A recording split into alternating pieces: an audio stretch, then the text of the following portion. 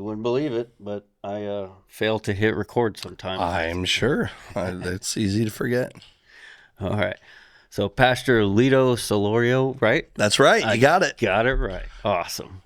So lead pastor, a local church here. I don't know if you want me to say. It's up to you. It doesn't matter to me. Okay. Yeah, local church here in Wichita area. So yeah, thank you very much for your time today. Happy to be here. Thank you. Yeah.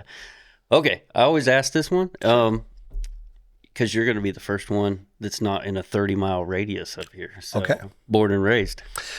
I was born in San Jose, California, so a little far from here. My parents have a wild story of how they met. My dad didn't speak a lick of English, saw my mom, thought she was pretty. She was on the dance floor. He picked her up and danced with her.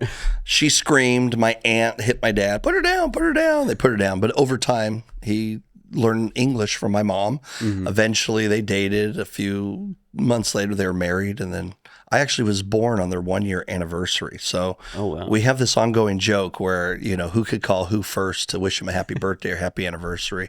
I usually win lately because I'm, 2 hours ahead of them here in Kansas Central Time. So they're still sleeping sometimes. But yeah, was in San Jose for the first 4 years of my life. A lot of my Hispanic family was in that area. So even spoke a little Spanish, and then we moved to Fresno, which is actually where my Caucasian family's from, my mom's side of the family. Okay. At that time, even at a young kid, I had to take some speech classes because I kind of had a little bit of an accent, which I don't think is a big deal, but I don't speak Spanish anymore, and I don't have that accent. So I guess if it did what it was supposed to do, it worked. Yeah, pick up a little bit of accent from your father then. Okay. Yep.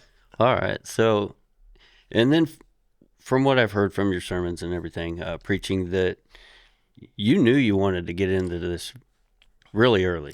Yeah. So. I would tell you when I was 5, I wanted to be an actor and comedian. I was blown away by people like Dan Aykroyd, Jim Carrey, Steve Martin. I mean, Steve Martin, Dan Aykroyd.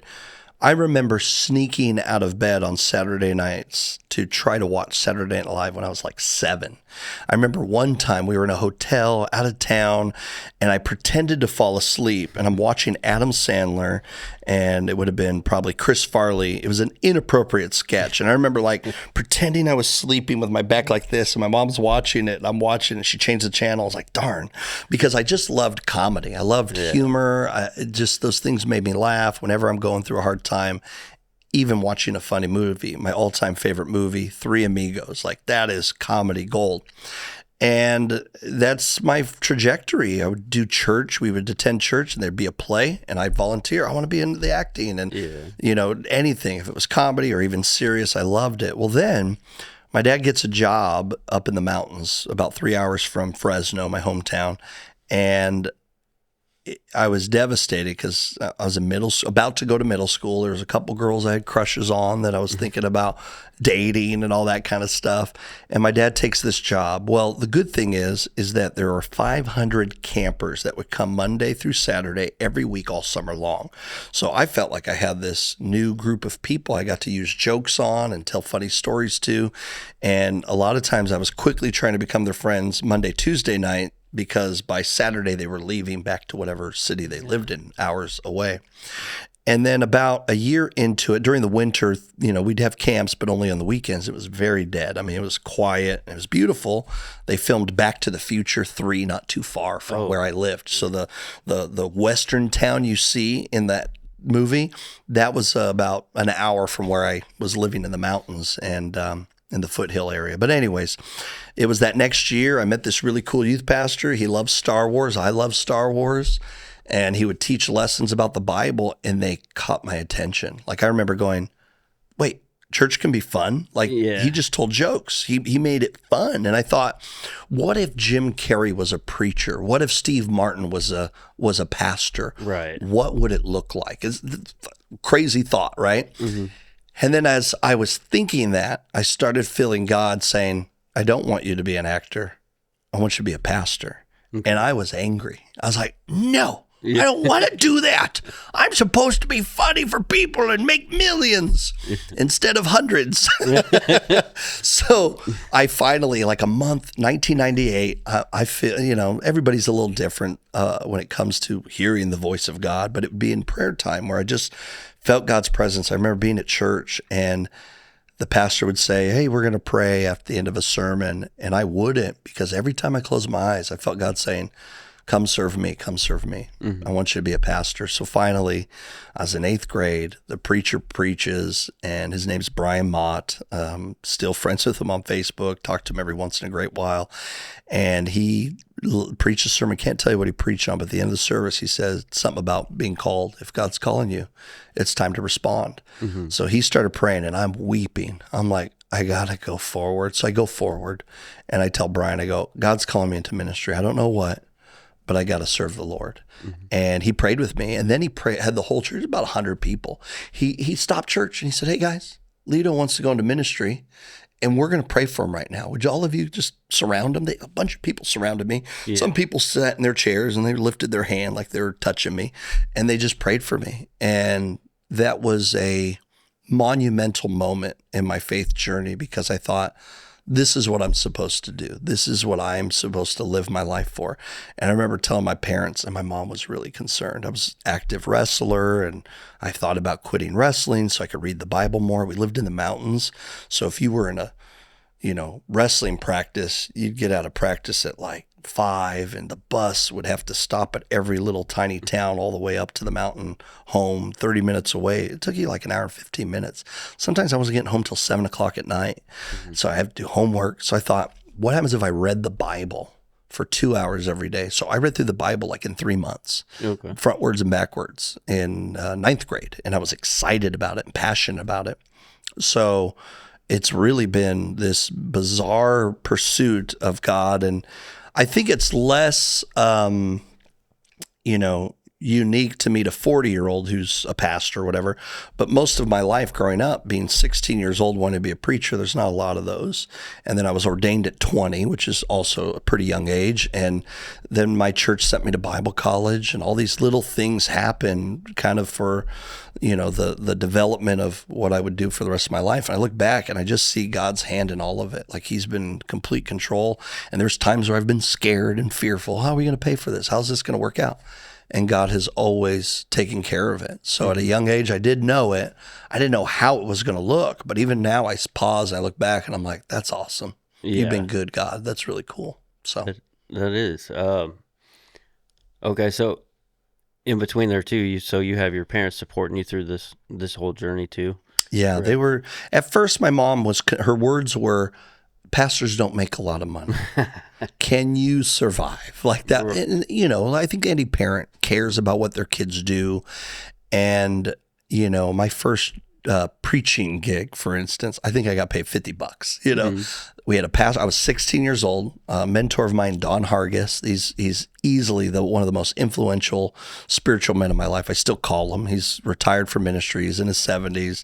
He acts like he's in his 50s. He's very active and goes on hikes, and his grandson is a American Ninja Warrior. He's just a great guy. Spiritually, he's my Jedi Master Yoda. I go to him for everything. Even if I'm just having a bad day, I'm like, Don, I want to quit ministry, and he's like, talks me off the ledge.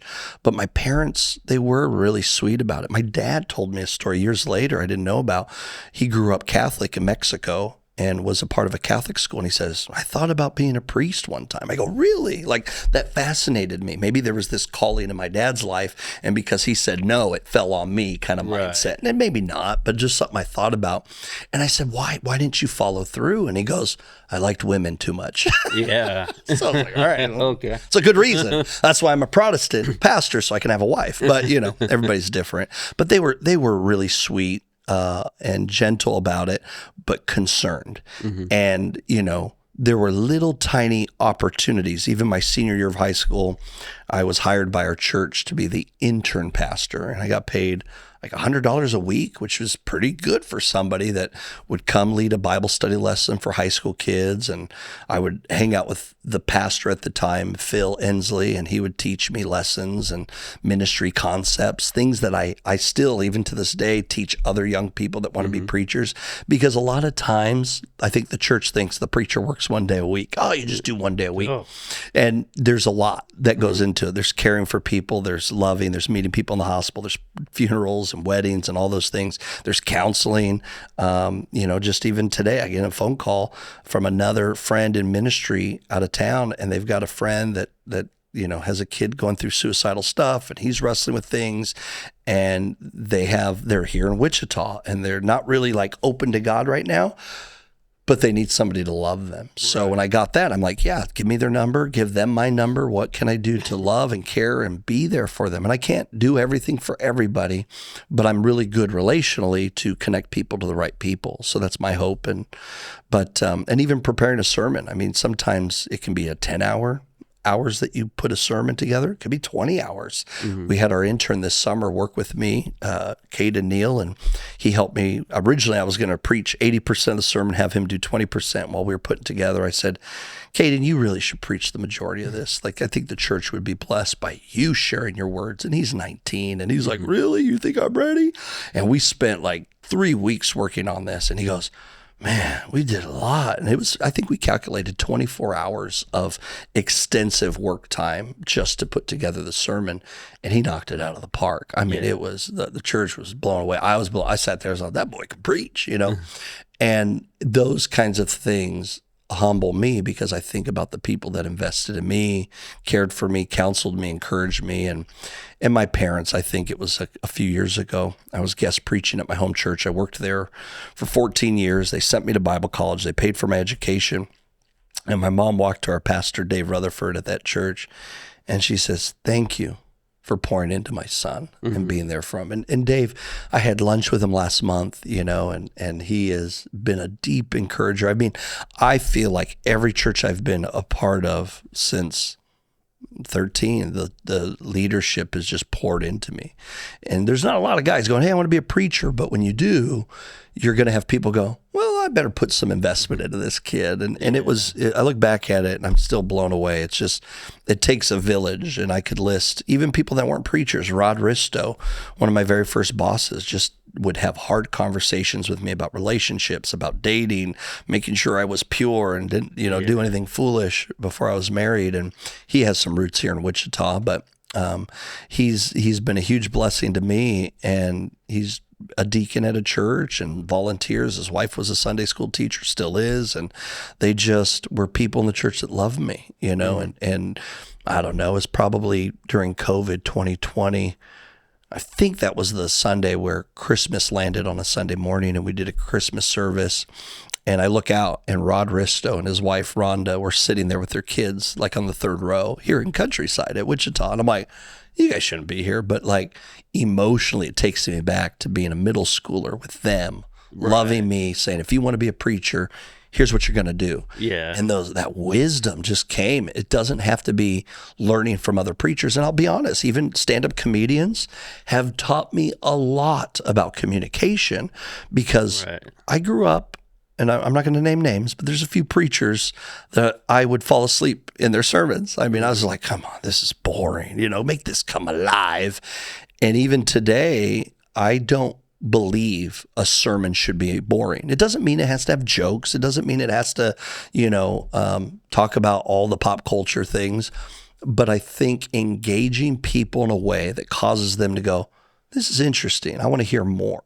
I mean, last Sunday, I preached a little long. I apologize to everybody in our church. I looked at the clock when we were baptizing people, and I'm like, oh no, I'm going to get some hate letters or something. But my favorite response, I was talking to somebody after service, and they said, man, if you preach long, I couldn't tell. And that's encouraging. You want to know when somebody is communicating, you're not looking at the clock. Right. You're not asking how long is this going or how much time has gone by.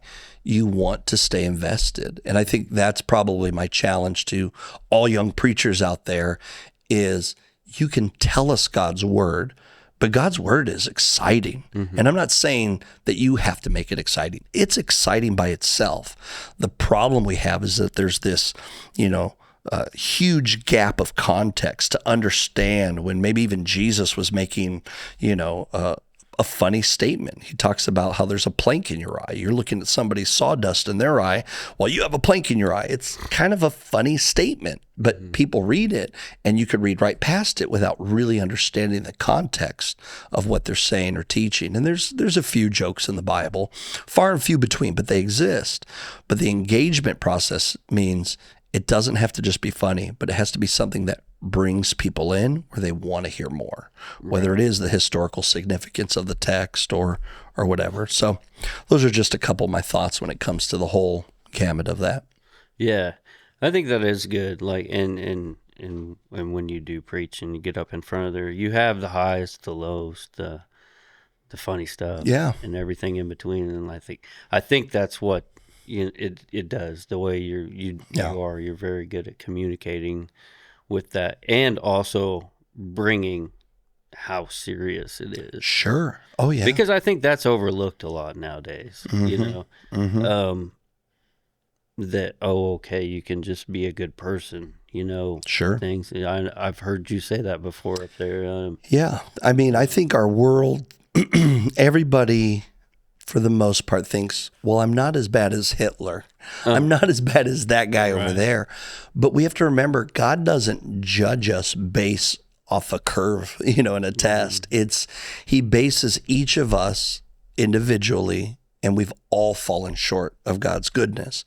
And because we've fallen short, even today, I know I'm a pastor. I make mistakes. I get upset with my kids or I holler at them when I didn't need to. I could have been gentler. And when my family and I moved here from Derby to our next house, I'd ask the kids a bold question. I asked, what can I do to be a better father? Now, if you want to ask your kids that question, you have to prepare yourself. They may answer it. And they said, we'd like you to yell less at us. And I'm like, okay.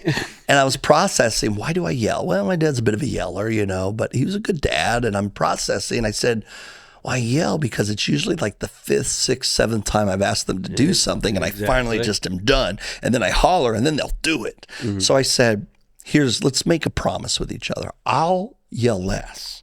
Can you attempt to do the thing I asked you to do the first time? And the kids have done great. They've actually improved in that area. I think I've improved in that area. Not perfect. I still make mistakes. But there was a situation, I don't know how long ago, but I said to one of the kids, I'm about to ask you the 3rd time, and I do not want to yell. I want you to know I'm asking you, please accomplish this task. Your room's a mess. And they're like, yeah, they realized the intensity, and I didn't raise my voice, but I said, I'm about to. And they got serious about it. And it's hard. I think knowing that even though we have such a good, gracious God, our desire should be to want to live for him and honor him. And we are going to make those mistakes. We're fallible, but just continuing to try to trust him and live for him over time and fall on our sword and ask for his grace over and over again. And it's hard. I think if we start thinking, well, I've arrived or I'm perfect, that's kind of like the Pharisees that Jesus encountered. He referred to them as whitewashed tombs, that they looked pretty on the outside, but inside they were full of death and decay. And I think about that, and I'm like, I think that's a lot of our Christian community, even in the churches, even people that don't go to church. We want everybody to think we're perfect and we got it all together. But we need Jesus to come inside and bring us life internally, so that we can live with him forever. And it's not easy. Every day I realize I'm not who God needs me to be. And there's this fancy word in the Bible about sanctification, the idea that we're looking more and more like Christ over time, is that he's taking those parts of our life and maybe shaving off the bad parts and helping us. And that's why I think even people that have been faithful followers of God who are in their 80s, you look at them and they're just so wise, and they've learned a thing or two, they've learned from their mistakes, and they've got so much great wisdom to just take in and listen to. So yeah, we were talking about that just a couple of weeks ago in the Rooted class. listen then speak. Yes. Right. I Yes. think I've done a pretty good job about that, just with anything. Sure. And there are Over the past. personalities that are like that. I think yours is. You're observing. I go to my wife a lot of time, who's more of an introvert. She's constantly observing the room, and me, I'm a talker. So she's like, I'll ask her, I go, what am I missing? She's like, you need to do this, this, or that. I'm like, thanks. Yeah. And I'll be quiet and I'll listen again. And I think you're really good at that. Yeah. I try to do that with Tara. Like, I think sometimes she thinks I'm zoned out, but I'm listening. You're processing, yeah. Strategizing. Mm-hmm. Okay. Yeah. Okay. So we don't want to leave the wife out. Well, I didn't want to. Sure. You met her early on, and Yeah. so you guys have known each other quite a long time. Yeah. So met the wife when we were 15 years old, and first day of school, I was moved back from the mountains, moved back to my hometown, Fresno, Clovis area, and went to Buchanan High School and went to drama class, which is a fun class. The teacher asked us to go around and ask everybody what you want to do, why you're in drama, what you want to do maybe when you grow up for a career. And everybody went around, and Tiffany tells this part of the story better than I do, but she says her friend next to her was like, oh, he's cute. He's mine. This is what she told Tiff. She's like, all right, whatever. And then it came to me, and I said, yeah, I'm in drama. I want to try to become a better communicator on the stage. I want to be a preacher one day. And then Tiffany's friend says, you can have him. So the next day, Tiffany approaches me and she asks me, why do bad things happen to good people? And we were supposed to study William Shakespeare, and we went to the library and we just talked about God and we talked about faith. And she told me her story, her upbringing has some really traumatic moments. And I tried to, communicate the gospel clearly, and I felt like I failed. I messed up because it ended with her crying. Uh-oh. Because she was processing her own life, and she was challenging me. She's like, I just don't understand how God can be good if all this bad stuff happens, and I'm like, common question. Yeah, we all have those questions. And even today, I don't know if I have it all figured out, but I think of key verses in scripture that remind me that, the rain falls on the righteous and the unrighteous. Sometimes bad things just happen, and you can't really control what happens, but you can control how you respond to what happens. So I went home to my house. I rode my bike. I wasn't driving yet to my pastor's house, and I just said, I feel like I failed God. I talked to this really sharp girl, and she had all these great questions, and I just was a bozo.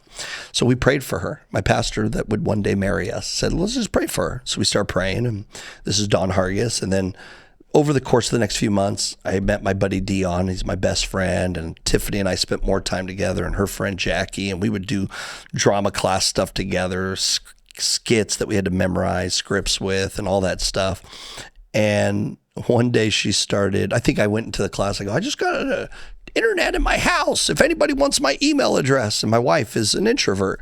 So I shout out my email address to the whole class. Well, she wrote it down. So I think she made the first move. I'm calling it now. She thinks I did. And she started emailing me, and we started corresponding. I still have all these emails between us when we were just kids, Yeah. And it went on for several months. Like I was kind of on and off dating these other girls, and I finally was like, no, I think I like this Tiffany girl, and I couldn't stop corresponding with her. I couldn't stop talking to her. And even thinking about it today, I told her not too long ago, I said, we should just email each other again. I think that was a part of us where it engaged our conversations differently. Anyways, we one day started dating May 5th during a production of Evita that she was in. And she's an amazing actress. She's been in 3 movies. I tease my kids because my wife was in a movie with Ryan Gosling and Sandra Bullock called Murder by Numbers. You can actually find my wife in a scene. It's the first scene right before Ryan Gosling and Sandra Bullock meet at the high school. Mm-hmm. And Ryan Gosling bums a cigarette off from my wife. So all day she filmed a scene with him. She's wearing all this punk rock attire, and eventually she felt like Ryan Gosling was kind of flirting with her. So my kids and I were watching the Barbie movie like a year ago, and I leaned over to my kids and go, that could have been your dad. And my kids are like, what? I don't think my daughter liked that. I think she might have a crush on him. So she didn't want to think of him like that. But whatever the case, my wife's done a couple movies. She's been in a movie with Randy Quaid, Woody Harrelson, both those movies. One's called Carolina. The other one's called Scorched. Scorched is actually a really good movie. I haven't seen it on streaming, but it's a story of like 3 or 4 people robbing a bank the same night. Oh, wow. Very funny. John Cleese, Alicia Silverstone, and my wife is in a scene walking by laughing, and she got paid good money for it. So she did that for a while. And all through high school, acting was kind of our thing, and we did a lot. She went to Fresno State University for a major in theater, and yeah, we just have a blast. Now she's writing books, but a couple of years ago, she was diagnosed with breast cancer, and we're still kind of going through this journey. She's had a double mastectomy. She's gone through the reconstructive phase. She's had chemo, radiation, and it has rocked our world to just kind of be a part of a club we never want to be a part of. There is a camaraderie amongst cancer survivors and patients, and you just understand each other a little different because that may not be the same cancer, but there's a lot of similarities. Even last week, my wife had a monthly injection she has to take, and she gets emotional. And I said, "You okay?" And she's like, "Just every time I come in here, I think about when we did chemo, which was a year ago or 2 years ago. I can't do the math now. I think it was a year ago, year and maybe 2 years ago. Man, time flies. But whatever the case, she still has about a 3 to 4 year journey of treatment, and it's exhausting. You're tiring, and it makes you evaluate your whole life of what you want to accomplish, what you want to do. I've even told her, I said, if you need me to quit ministry and we go live in the Caribbean and I, go sell, pina colada, virgin pina coladas, I'll do it, like whatever you need, because I also, the same way that I'm appreciative of what I do for a church, my first ministry is my household, right. My wife and my kids. And sometimes I do that well, sometimes I don't. It's just a balance in life that we all probably struggle with, but she is literally the strongest woman I know. She's been publishing her children's books. She even has a poetry book that is a little hard to read because she deals with some bipolar type 2, and she's wrestled with that. But her poetry is a beautiful escape of sharing these raw emotions of what she's gone through, called Undercurrents. It's on Amazon, and all of her books are Tiffany Solorio. So yeah, and she's about to finish and publish her next one, If an Animal Could Dream. So it should be good. That's good. Yeah, I've thought about maybe sometime have you and her and Tara down here. I'd love it. Get a couple more mics. Let's do it. I'm down anytime. Because she had a post on Facebook. I think you shared it about how she's a writer, and but she's a horrible procrastinator. Yeah. Dude, I started laughing so hard because I kind of do that too with like all this. Even I'm just like. I need to email this one person, and then I don't. I'm like, I really need to start putting out more episodes, and I don't. And I think everybody's personality. I think about. I can't help but go to the Bible, because I think of Jesus. He gets these 12 disciples with a variety of personalities. You got Matthew, the tax collector, although he was not in charge of the finances, he was a detailed guy. And you got Peter, who was probably like me, where he talked a lot and put his foot in his mouth a ton.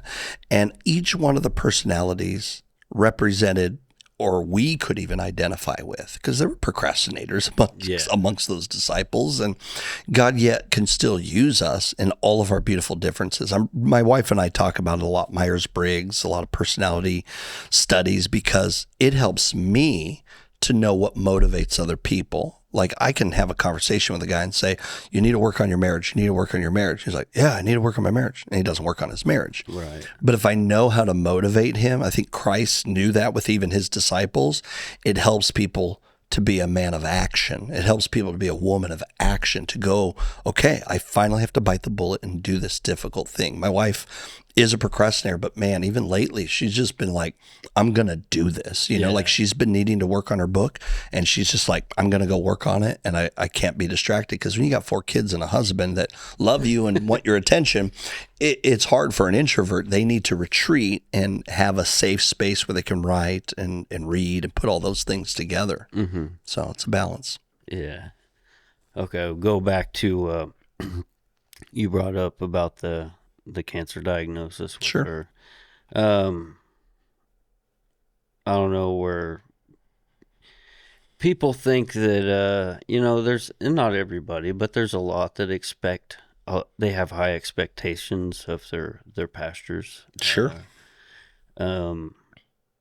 that maybe everything is okay for them, like all the time. And it's not. It's not the case. You got real people too. We're real people.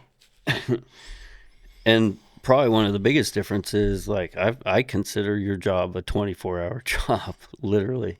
So you're not just there on Sunday, right? Correct. Preaching for an hour Correct. and a half. You're knocking on the doors and the apartments next door when a tragedy happens. That's right. They're offering meals. We just had a family, a young man die in Wichita, and I posted on Facebook, hey, does anyone know this family? And they reached out to me. I said, I want you to use our church for free for the funeral, whatever. And we were going to meet last night, and they had to cancel. They decided, I think they're going to have the service at the funeral home. But yeah, like I don't like to passively let ministry happen. Like, what are we doing to love that? You know, they're just on Harry near the church. So right, finding them, and thank goodness somebody in the church knew somebody who knew somebody, and we got connected. So, but you're right. The Halloween thing with the candy for kids. It's not just for the church. That's right. That's right. It's a big community around there too. It is. We get a couple, sometimes 3,000 people that walk on that campus for TNT. Yeah. Yeah. And then I've seen firsthand all the donation stuff that go around the world. Sure. And stuff like that in the community, which I think gets a bad rap sometimes. Like churches, like they're like, why do they get this money? Well, if you were there and you saw it firsthand of where that money actually goes, like that this is the real, like how the real American like helping system. I don't want to say welfare, but like sure. Well, yeah, we have people that come to our doorstep all the time. We have a benevolence fund. A lot of churches do. And there's certain key requirements we ask of people, because there's times recently I feel like we got scammed by somebody. But in the end of the day, when we don't hand out money. We'll buy a gift card to Dillon's so they can get groceries. A lot of stores won't allow them to purchase cigarettes or alcohol, which once we gift it to the person, they're going to do whatever they're going to do with it. We're going to on them after. Exactly. I agree. But we try to be very mindful, because it is the church's money. Right. We want to be able to communicate, hey, here's the people we help. The Bible actually has some key verses about making sure you care for your church body. So when somebody who's within the church is in need, it's an easier, yes, we're here to help you, done. You know, I had somebody in the church recently get laid off, and I said, can we get you groceries? Can we help out in some way? Please let me know. And they said, we're okay right now. If it changes, we'll let you know. Right. But it's also those people that walk off the streets that we do try to help, but we have to ask a lot of extra questions to just kind of get to know them and see if it's appropriate. And we pray about it and say, God, is this person being legit? But we had a situation, I won't go into too much detail because I don't want to give anybody ideas. They met me after church on a Sunday, and they were like, here's our problem, blah, blah, blah. And it sounded authentic. And I was like, well, let me talk to the elders. I did. And they're like, yeah, that's fine. Let's help. And then 3 weeks later, the exact same story verbatim of somebody else came in. And then I said, I'm sorry, we can't help you right now, because I was thinking it was a scam based off, it was too similar to the story. Very unique, but very key details that were the same. Then they went around in the church lobby asking people for money, and I lovingly said, you can't do that. Like, we want to help, but if you come to me tomorrow, Monday, we'll investigate this together. But they wouldn't meet with me, and then they kind of ran off and all that, and that's not what I want to do. Our family fell on hard times, and our church was there for us growing up. Correct. And I want us to be an active participant of our community, right, and care for people. Yep. And that's exactly what I've seen from that whole church. We give, I think the percentage is 12 to 13% of our overall budget goes to global missions that serve other communities. We have an orphanage for boys and girls in India that we help support financially every month. We send them a check. We have churches in Japan, a church ministry in Russia. We used to have a church ministry in Kansas City, but they're now on their own 2 feet. He's Pastor Alex Gilpin, and his family, his mom, dad, and his in-laws all go to Countryside. And we supported that church. I've preached there. He's preached at Countryside. I think he was here in April, Alex Gilpin. Anyway, so we have a great partnership with them, and they chose to move in a pretty rough part of Kansas City, very close to this Chiefs stadium. Oh, okay. And I'm trying to remember the actual name of that town, but it's like right there in the neck of the woods. But it's great. I mean, what they do and how they minister. But now they're standing on their own 2 feet, and they're a self-thriving church. And there's a lot of ministries like that. And then we also help out Lord's Diner here in town. I have 2 groups that are going to be feeding the homeless here in the next 2 weeks. One group's going on Sunday and another group. And that's also my heart is like, I don't want us to wait to do ministry. I love when I see my church go, we're ready to do ministry. Lito, we don't need you to come with us. We got this. Like they'll text me, hey, what are the supplies for feeding the homeless? Because I've taken a group of people and we feed about 100 people. And it's a lot of fun. If you've never done it, it's a lot of fun. Yeah. And other... from the church body, just doing other community work too. Oh, there's so much. With, yes. Certain facilities. Yep. Don't want to name right now, but do a lot of good for that. Yeah. You know, I've heard about that. Yeah. But yeah, I think it's just one of those things. I think people should understand more before. I know that there's bad people in everything, right? There's bad churches. And just like there's going to be. And I tell people there's some preachers out there that I'm not the biggest fans of, but it's fascinating. I had my sister, my oldest sister, she had a unique journey in her faith. And one day she called me, it's probably back in 2008. It was a while ago. And she was like, Lito, started watching this preacher online or on TV. And it's a preacher I wasn't a fan of. And she goes, then I bought his book. It's bringing me back. I'm going to start coming to church again. And I thought, well, that's good. Like, even though I'm not a fan of him, it caused her to ask some key questions in her own life, and then it led her to get back into a local church. And the church she was a part of, I was like, that's awesome. That's a good church for you to plug into. Because I have opinions. I mean, I have opinions about movies and TV shows and cartoons that my kids watch, and some of them I like, some of them I don't.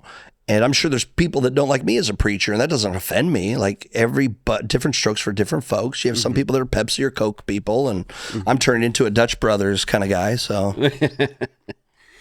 but everybody has their preferences. Even here in Wichita, I've been so blessed, and I think it's a generational thing too. There was an older generation. I don't even want to say people in their 50s. I think certain pastors of an older era, where they had, this is my territory, this is my church. The pastors I talked to, I had lunch with a pastor we've been talking to for 8 years about getting coffee, and we never had.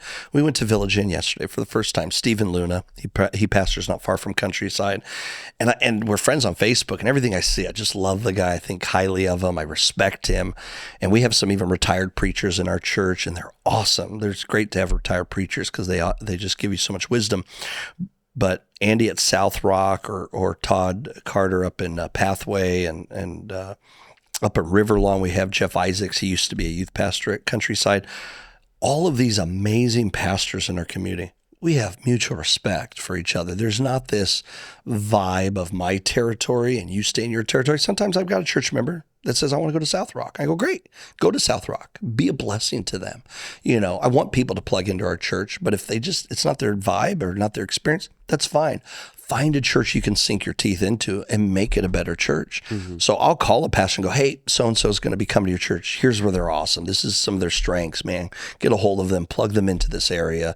You guys will be blessed by them. I've had a Mark, a friend of mine, Mark May, he's in Rose Hill now. And I remember he called me. I was flying back from a conference or preaching in California. I can't remember. And he goes, Lito, I got to go help my father-in-law with the church in Rose Hill, and I think our family has to leave. And he had a big family. And I'm like, man, thank you for just calling me and telling me. Like, I love when people feel like they can call me and just have this open heart conversation. I got a list of people that I have the most respect for because they're just being honest.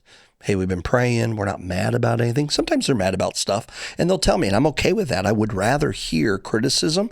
If there's something we're not doing well that we need to work on, I need to know about it.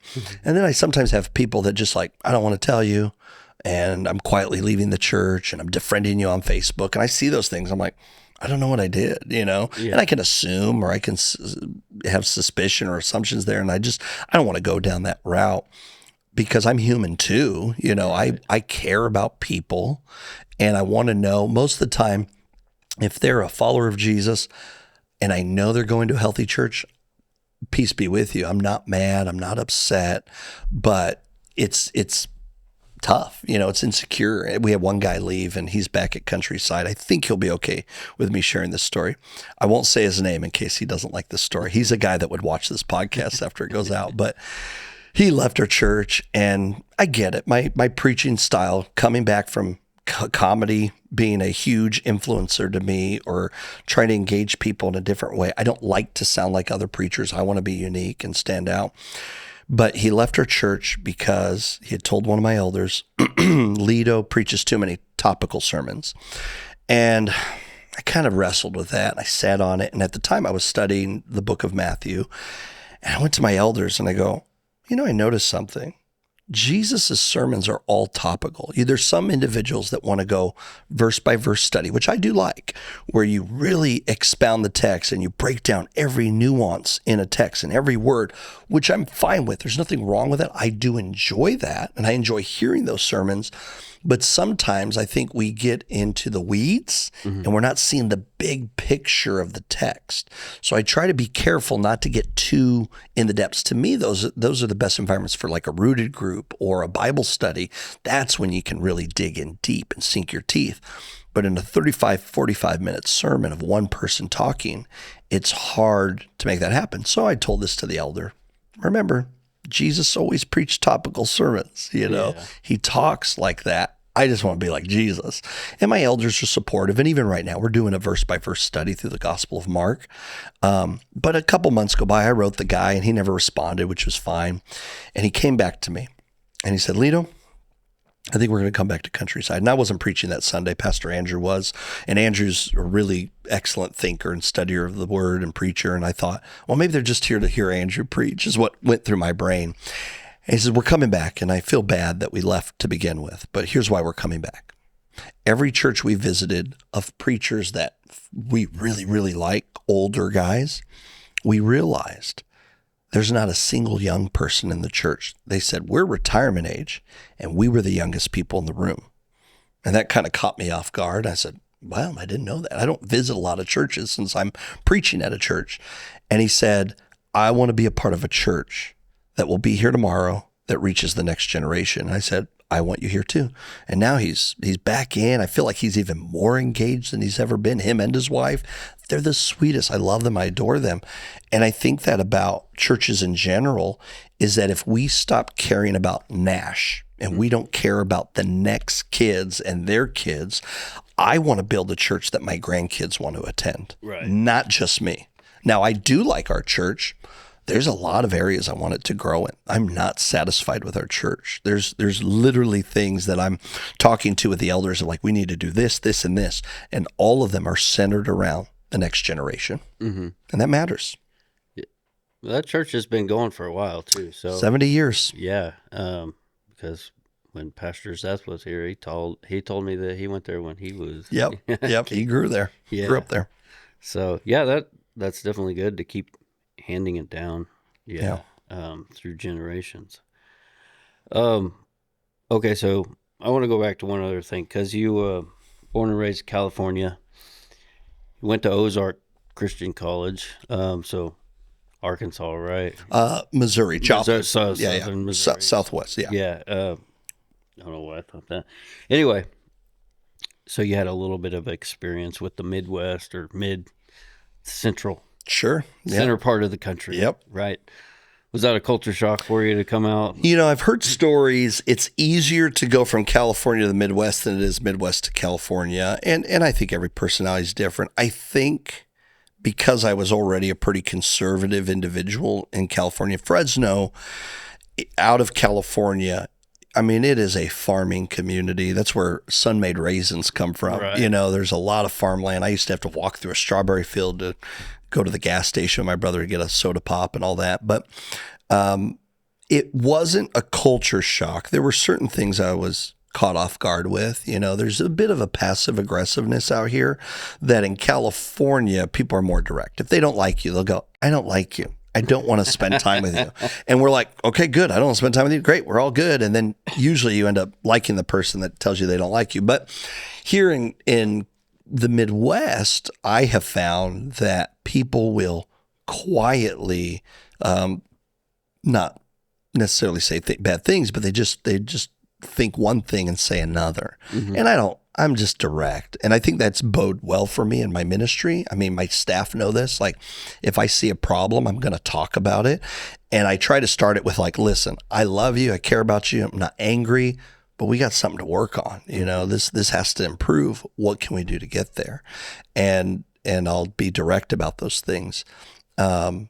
I've had 3 couples this last couple of years. Obviously, we have some biblical principles we believe in, and sometimes couples want to live together, you know, and you know, I'm not going to be too heavy-handed. I'm not the type of pastor that's like, I need to know what you're doing or not doing. But I'll still have conversations. If you're a part of the church community, if you come to the church and you're just an attender, I'm not going to talk to you about these things because I don't believe you're wanting to follow biblical principles. Maybe you're interested and you're investigating, but when you become a member, for me, it's my responsibility as shepherd of these sheep to talk about hard issues. So I've talked to couples that were living together going, hey, listen, I love you guys. You know, what are your thoughts on this? When the Bible talks about this kind of relationship, you know, being physically intimate before you're married. And usually I've been shocked. The last 3 couples I've talked to about this, they're like, you're right. We're living in sin. We need to stop doing this. And they'll move into another place and they're not living together. Some of them will then say, well, let's get married, you know, and I don't want to force people into marriage just to force people into marriage. I just want them to realize that sometimes we minimize the sanctity of the marital relationship, you know, and trying to appreciate a little bit better. And that's the hard part of the ministry job, is having to have these hard conversations, but they need to happen. And I think in the Midwest, there's kind of this skirting the issue instead of just, let's just talk about the elephant in the room and deal with it, you know? So that's the big thing. When we left back to California after college, we were there for 6 years and we loved it. But then as we lived there, we were like, this is like a rat race. We feel like we couldn't enjoy raising our kids there. We felt like there were so many different influences, and those same things are here. There's nothing different in California in regards to sin that's not here in Wichita area. But we prayed, and in the same day that I talked to my pastor about, hey, I think I got to go find a church to lead my own, he prayed with me. He didn't want me to go, but he also encouraged me and said, hey, if God's calling you, you got to listen to God. And that's the same day I got a phone call from Countryside to interview with him. It was insane. It was like totally God's hand in it, because I'm like, I think I had to bite the bullet. And then I'm sitting in my car talking to Clark Tanner, the previous pastor at Countryside. And I'm texting my wife, hey, I'm talking to a church from Countryside. They want me to interview with them. And she's sending me GIFs of tornadoes and Wizard of Oz and flying monkeys going, I don't know about Wichita. And we'd never been here. And then we came here, and there's a lot of similarities to Wichita to our hometown of Fresno. I mean, Fresno's a big food town. Wichita's a big food town. We have a pretty nice theater community. My wife and I love going to seeing shows down at downtown area. We got Kyle Monty, that we think are 2 of the funniest people in Wichita, and we've become good friends with them. And I just love messaging them and telling them what a great job they've done every show they do. And now Monty owns the Melodrama Theater downtown, and he's the Brick Town area. And I just love, I even called him one day during COVID, I said, man, I want to preach sermons in different locations. Can I use your theater? And he was like, dude, for sure. And we did. We used his theater stage, and I preached a sermon in down Bricktown area, just because I'm the type of preacher that gets kind of stifled. I wish we could take every church like a field trip and go, we're going to go preach in the graveyard and talk about, you know, die to self, live for God, or something silly like that, because I think it's very teachable stuff. But it's been fun. I think the Midwest in Wichita is like the Midwest's best kept secret. I mean, I think a lot of people don't know this in California. Whenever I tell people I'm in Wichita, they think I live in Kansas City. Every time. Yeah. People don't realize Wichita is the largest city in the state of Kansas. They don't realize that. They think of Kansas City, even though the majority of it is in Missouri, you know? So it is what it is. But even thinking about the Chiefs, people think the Chiefs are in Kansas, not in Missouri. But it's neither here nor there. It's just one of those things where people thought they would ask me, what, did you surf to school? And I said, of course I did. We love surfing to school. I was 2 hours from the beach where I lived. Like, we could go to the beach in 2 hours and we could go up to the mountains in an hour and a half, 2 hours. So if you wanted to ski and snowboard in the same day or surf, you could. It would be a lot of driving, but you could if you wanted to. Some people in SoCal do that. They'll go up to, I think it's called Bear Valley, and then they'll go to the beach. But yeah. Yeah. Well, I want to try to avoid politics at all costs, but it's funny how when you hear people from Oklahoma and Texas, and they're griping about people moving in because the cost of living's been too high other places, and I feel like us up here in Kansas, we're just kind of like, I know, looking the other way, just keep quiet. Yeah. I think, everybody has their different experiences of upbringing. One thing that I think is evident with kind of the next generation is some people are just over so much. I went and saw that Reagan movie. I'll say Reagan was my favorite president.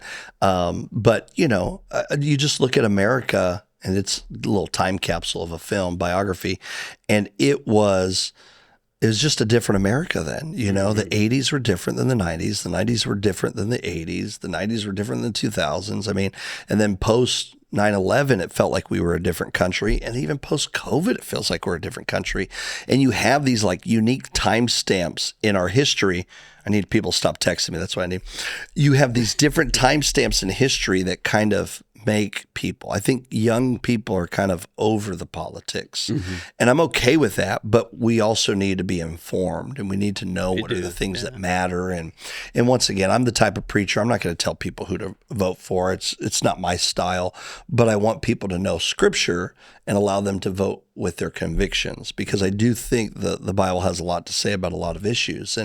But it's hard. I mean, people are struggling to make ends meet. I've had more people come to me in the last 6 months pulling out of retirement money just to make ends meet. That's scary, It is. So I'm praying for people in that capacity, and I'm just you care about people, and you want to know that they're doing well, and something's got to change. And honestly, I don't know what's going to happen in the future. I wish I had a crystal ball. I don't.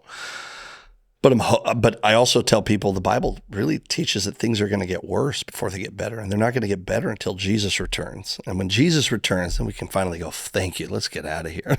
Yeah. But that's a lot of hope. And I had one of my elders who, God love him, he just passed away. He was a huge encourager to me, and for years he was telling us. And the scripture says that nobody knows the day or the time or the hour when Jesus returns. And he would say, he's coming back in 2024. And we're like, dude, you can't do that. Like, God's not going to come back in 2024. Well, then out of nowhere, he ended up getting cancer. I went visit him in the hospital just last month, and I was in the ER with him and his wife, and she's emotional. He's exhausted. And when people are at that end of life stage, I mean, it's you're so vulnerable. It's hard to see people. Maybe you don't want to see people, and I want to love on people, and I don't want to be in their space if they don't want me there. But then you can also sometimes be a place of hope for them. And he said, Lito, I've been telling everybody Jesus was coming back in 2024. I just didn't realize he was only going to come back for me and leave everybody else behind. And his wife and I laughed, and she says, Lito, is it wrong we're laughing? I said, no, it's not wrong that we're laughing. I mean, God gives us joy. God gives us emotions, and we're going to cry too, but we can also enjoy the humor of this. And he ended up passing away on September 17th. And, just a faithful man of God, and just praying for him and his wife and all that. But we don't know when God comes back. We don't know when things are going to get better. But I'm the type of person, optimist, half full kind of glass. I want to help people. I want to help people get through difficult times. I want to help people know that they're loved and they're valued and they're cared about by a loving God. And I do think, whether it's politics or even churches and religion, sometimes we come off heavy-handed and we miss the part of loving people because we're so tied to rituals or traditions. And we just need to be careful of that, because God loves people. And it doesn't mean he wants to stay a certain way. He wants us to grow. He wants us to look more like him. But it just starts with caring about people. Billy Graham had a great quote. It's not my quote. I wish it was, but it's not. And I like this quote. He says, it's God's job to judge. It's the Holy Spirit's job to convict, and it's my job to love. Mm-hmm. It's not my job to tell people, hey, you're living in sin, you need to knock it off. Although, as a preacher, I'll do that when you're in my church. Yeah. And then it's not my job to tell people that they're going to be in heaven or hell. I'm not the judge. I'm not the executioner. God is. But God's grace is pretty big. Right. We talked about it last Sunday, is that Jesus offered people a table of grace, whether they were sinners, tax collectors, prostitutes, even Lito, who's a preacher. God's welcoming to that table. Podcasters, he's welcoming you to that table. And it's a beautiful thing. It's kind of this concept, what we see in podcasts of people coming together and just unpacking world stuff and society. Jesus offers that. And yet sometimes we shame people as they're trying to figure things out. Do we want them to figure out quickly? Sure, because then they might be able to live a full life with God. John 10:10 says first that the enemy comes to steal, kill, and destroy, and yet Jesus comes to give life to the fullest, abundant life. And that doesn't mean in heaven. That means like now. God wants to live a full life for him. But when I was a young kid, before I got devoted to the faith, I questioned if Christianity could really be abundant. But even through my wife's trials of cancer, I've seen God's abundance. Even right now, we have a lot of medical debt. A lot. And there have been days where I'm like, all right, Lord, you're going to provide. I know it. And we've even had people call us, hey, I want to pay for this bill. And they've helped us. A lot of people have. I think we've had like $15,000 donated to us over the course of 2 years. And then, it tapers off because people are like, oh, they were past it. But I got 2 bills for $8,000 last month. And I go, I'll put in the pile, I'll pay it off when I can. And I am making payments, very small payments, but, I thought recently about making salsa jars and start selling it. Maybe if I tell people I have a really good family recipe of salsa for my dad, I'll just start selling Solorio salsa and pay it off quicker. Might go over good derby with it. It might. So I'll just open up my truck and just start selling it. But yeah. Anyways, God is good even in the storms, and I'm constantly seeing his goodness even when I'm not good. Yeah. Yeah, that's the other thing, the trials where you question it. Oh, yeah. And things like that. But, yeah, I guess one other thing, what's it like when you get called up to go guest speak at a church? It's awesome. I mean, I love preaching. This last summer, I had 2 of my closest college friends call me to come preach, and I'm a simple guy. Like, if I could break even, I'm happy. I don't need to walk away making money. Like I said, my first sermon I think I ever preached, I got paid $50, and I've been paid a lot more too. And it's shocking. Like, to me, being paid to do that, and it usually covers expenses. It could be a flight or whatever.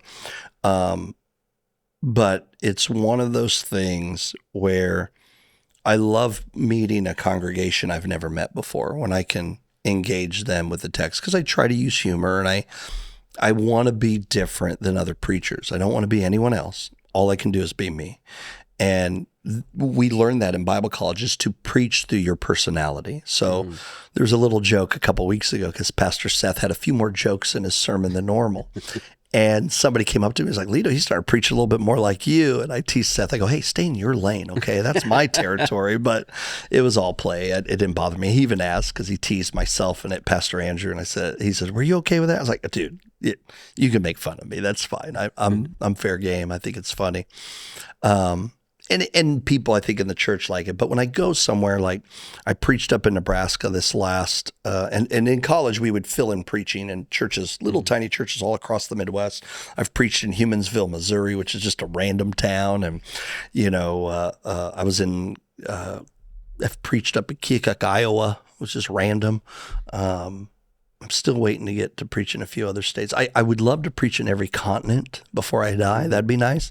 So I've preached in India. That was amazing. We had like 15 baptisms after this service, and it was just this small little village. And I'm like, this is God, Yeah. I didn't get paid to preach for that one. That one was free, but I did fly out there. So anyways, you get these opportunities to connect with people, and then you hear their stories, and that just fills my cup because everybody's walking through something, and they're facing their own challenges, they're facing their own journey, and when you have that intersection, it's exciting to kind of embrace. In India, when I've gone out there, we had individuals who would put these little, kind of like a Hawaiian lei, but they put these flowers over you, and they're like, thank you for making the trip on the other side of the world to be with us. And they find so much joy. I'm thinking, man, thank you for letting me be with you. Like, you're blessing me. And it's fun. And like I said, Nebraska, I preached a revival at a retirement home in August. And then the next week I preached for that guy's brother's church. So the Coquillard brothers. Trevor's wife, Katrina's the children's director, and she said, Lito, would you come preach at her camp? They've been asking me for like 5 years, 6 years. Since almost I moved out to the Midwest, they've wanted me to be their camp preacher. The problem is their camp falls on the same week that my kids go back to school. And I won't sacrifice being there for my kids' first day of school. There's kind of certain areas where I won't let go. And they've been super understanding. Well, in January, they called me. They go, hey, we got an opening to change the week of camp to the first week in August. Can you come preach? And I go, I can do that. So I went out there, and probably $600 is what I got paid. Maybe $650, I can't remember. And I stayed at my buddy's house, gas, food for that time. And my daughters attended the camp, and they loved it because I got to preach to my daughters and the whole camp, and they did a fabulous job. It was amazing. But at the end of the day, I'm breaking even. I get home, and then there's other times I've gotten paid more, and it's nice. A lot of times you're like, okay, we're going to put that away. Normal etiquette, preacher culture from way back is whenever you, as a preacher, did a wedding, funeral, or guest preaching engagement, you would get that money and you would give it to your wife, because usually your wife didn't work in the 50s and 60s in that era of preachers. So when I first heard that, I told this pastor friend of mine, I go, do I have to tell my wife? But eventually I did. And what we decided as a family, anytime we get money from any extra event I do, funerals, weddings, guest preaching, we put it in a pot for a family vacation. And that's really served us well, because I grew up, I think, with 3 memories of going out of town for a vacation. We didn't do a lot. I think we did Disney World or Disneyland once, just 3 hours from us. One time we went to Mexico to visit family, and then I think one other time to like Great America. I can't remember, but Great America is like another theme park, like Six Flags near San Jose. Anyways, all that to say, I prayed and said, God, I want to have a family where we do at least one major event a year together. And even this last summer, I looking at the finances with my wife, I said, man, the amount of debt that we have, I don't feel comfortable with us leaving and doing vacation. I think we have to stay home this year, and we'll just do a staycation. I'll take a week off from work. I won't go to the office. I'll just play with the family, and we'll go, we have a past exploration place at the time. It's expired now, but do fun things in Wichita. And then the next day I get a phone call from a church member, and they go, hey, we have an Airbnb in Colorado. It's like $3,000 a week to rent. They go, we want to give it to you guys for free so that you and Tiff and the kids can get out of town. I'm like, oh, thank you, Jesus. Like that's a blessing. But then I told Tiff, I go, I want to do it, but man, gas and groceries. And then randomly a couple in the church called me, and they gifted me $600. They said, God told us to give this to you. I don't know what you can use it for. And I go, for our family vacation. That was really sweet. And I didn't ask for it. It's just God's goodness. And I sit there going, God, I was going to tell my kids, no, we couldn't do anything. And we had a blast. Great memories were had. We had a niece of ours fly out from California to be with us. She'd never left California. So we took her to Kansas here, stayed with us for 2 weeks in Kansas, and then we took her a week in Colorado. And she'd never been to those places. Wow. And it was huge. Great memories were had. Still trying to pay off a lot of debt. But once again, God is so good. It's going to work out. I have that kind of confidence in him. I might have to, pull some money around and move some things, but it'll work out. It always has for us. And, when I came out of college debt-free in 2010, it felt good. But I remember my wife and I, we had a $45,000 that we made a year being a pastor in California. And very expensive rent in California with 2 small kids, and it was tight. I remember one time financially we were struggling, and I just said, God, I'm just discouraged, man. We got to get diapers and we got to do this and that, and the money's not there. And somebody knocked on the door randomly at that time. I'm like, okay, who's at the door? And I opened the door. There's a big box there. Nobody's around. I'm looking around, don't see where they were. And I brought it in. There's no label. There's no Amazon package delivery, but it's a box, like a cardboard box. We open it up, and it's about 20 boxes of Reese's Puffs cereal. Like, it doesn't make any sense. Like, what is this? And my kids still to this day, that's their favorite cereal. And every time I walk in the grocery store, in a time that we were struggling financially, I see the Reese's Puffs, I go, praise the Lord. Yeah. Because it was a time where God just gave our family a bunch of cereal when we were pinching those pennies just to get by. Mm-hmm. So when I see that, I have to go before God and say, you can handle X amount of dollars in medical debt. You can handle everything else. You got us. We're just going to trust you. So it's nice to guest preach. Maybe I could charge more, but I just a lot of times I tell people, pay what you can. Right. I don't know if that's good. I usually will say, listen, I would like to break even. I do a quick math, 350, 400, or whatever that number is, right, is roughly breaking even. Okay. So, and they're usually very kind to that. So that's good. Yeah. And getting to go around, meeting different areas, love meeting people, yeah. Cultures, yep, like you said, yep, around the world. I've been to Japan, India for ministry. We went to Israel, and it wasn't so much a ministry trip, but some ministry happened while we were there unexpectedly. It was awesome. Yeah. We're on a time constraint today, but I would absolutely love to hear about Israel sometime. Yeah, we can talk all about it. I'll take you through photos, and we'll just go day by day even. And hopefully everything goes well there. Yeah, we're praying. We were going to take a team in 2025 to Israel from Countryside, and just because of everything that's happening, we were talking to one of our tour groups that we've partnered with before, and right now it's just kind of not a good time to travel, which hurts them because it's a huge moneymaker for them to have people around the world kind of making a trek out there. So, but one day, yeah, we hope it'll happen again. Yep. All right. Well, thank you so much. Thank you, Lee. Coming over. Appreciate it. Here. Pastor Lito Solorio. So thank you guys. Thanks.